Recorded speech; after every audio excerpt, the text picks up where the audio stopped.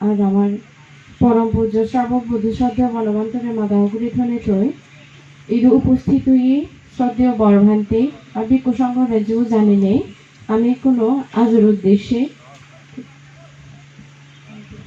অন্তিম একান বিদায় সম্ভাষণ পাঠ করে দিব জীবনে।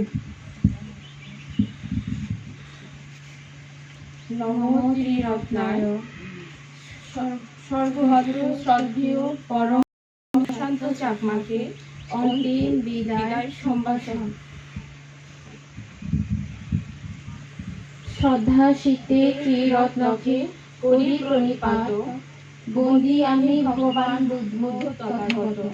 কল্যাণময় পূর্ণ পুরুষ ওহে পিতামহ, সশ্রদ্ধা প্রণাম মোদে গ্রহণ করিল।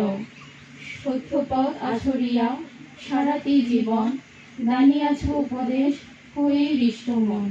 তব গুণে মুগ্ধ মরা ছেলে মেয়ে ও নাতনি শুনিতে পেয়েছে মরা স্বধর্মের বাণী। ন তুমি প্রবর্জিত